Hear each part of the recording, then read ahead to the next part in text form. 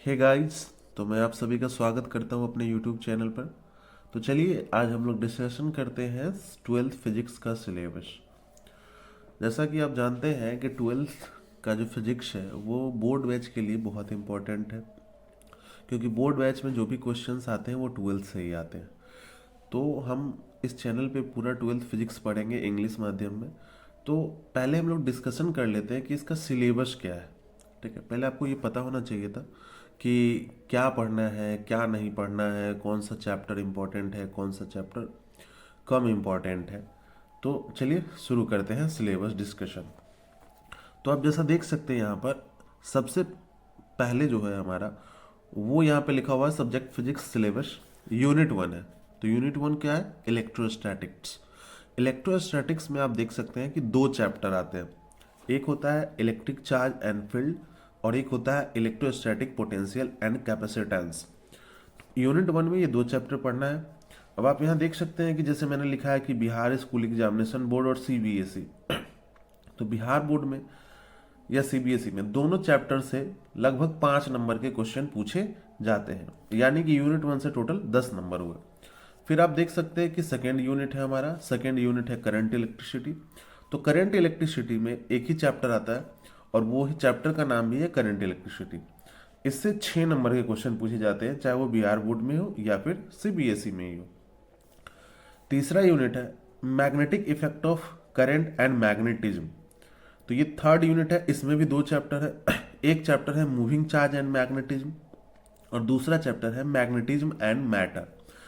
तो जो बिहार बोर्ड में दोनों से इक्वल इक्वल पूछे जाते हैं, लेकिन सीबीएसई में 1 से 6 और 1 से 5। ये मैं नंबर्स बता रहा हूँ पैटर्न देख के।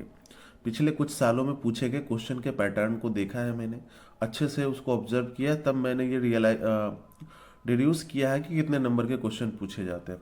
तो आप देख सकते हैं ये सब इंपॉर्टेंट चैप्टर। अब जो आगे का है यूनिट वो है electromagnetic induction and alternating current. तो इसमें भी दो चैप्टर है, एक है इलेक्ट्रोमैग्नेटिक इंडक्शन और दूसरा है अल्टरनेटिंग करंट। तो आप देखिएगा इलेक्ट्रोमैग्नेटिक इंडक्शन से 3 मार्क्स के क्वेश्चन पूछे जाते हैं, थोड़ा सा कम इंपॉर्टेंट चैप्टर है।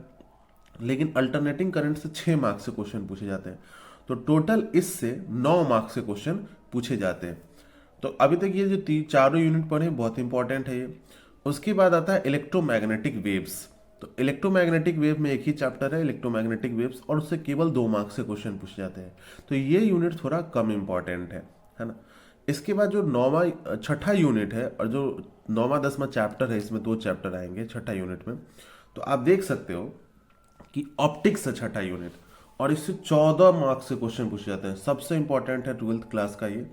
Ray optics and optical instrument इसका एक चैप्टर है जिससे 10 मार्क के पूरे ट्वेल्थ फिजिक्स में सबसे ज्यादा अगर क्वेश्चन किसी से पूछे जाते हैं तो ये रे ऑप्टिक्स वाले चैप्टर से ही पूछे जाते हैं।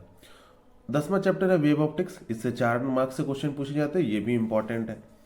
तो ये आपने देख लिया यूनिट 6 तक। अब आइए देखते हैं हम लोग आगे का यूनिट। आगे की यूनिट में आप देख सकते हैं कि यूनिट 7 है। यूनिट 7 में आप देख सकते हैं कि एक है dual nature of matter and radiation and matter chapter है। तो इससे 3 मार्क्स के क्वेश्चन बिहार बोर्ड में पूछे जाते हैं और 4 मार्क्स के सीबीएसई में पूछे जाते हैं। उसी तरह से यूनिट 8 है एटम्स एंड न्यूक्लियाई। इसमें भी एटम से 3 नंबर के क्वेश्चन पूछे जाते हैं, दो चैप्टर इसमें, और एक न्यूक्लियाई है उससे 4 मार्क्स से क्वेश्चन बिहार बोर्ड में पूछे जाते हैं। सीबीएसई में एटम से 2 मार्क्स से क्वेश्चन पूछे जाते हैं और न्यूक्लियाई से 4 मार्क्स से क्वेश्चन पूछे जाते हैं। तो ये भी यूनिट क्या है, इंपॉर्टेंट है। बिहार बोर्ड में 7 मार्क्स और सीबीएसई में 6 मार्क्स के। 9वां यूनिट है जो है इलेक्ट्रॉनिक डिवाइसेस, जिसमें सबसे चैप्टर आता है सेमीकंडक्टर। सेमीकंडक्टर भी बहुत इंपॉर्टेंट चैप्टर है। ऑप्टिक्स के बाद अगर सबसे ज्यादा मार्क्स से क्वेश्चन पूछे जाते हैं तो इसी से। तो ये है हमारा 7 मार्क्स का क्वेश्चन इस एक चैप्टर से पूछा जाता है और रे ऑप्टिक्स से 10 मार्क्स और उसके बाद सेकेंड जो सबसे ज्यादा क्वेश्चन पूछे जाते हैं सेमीकंडक्टर से।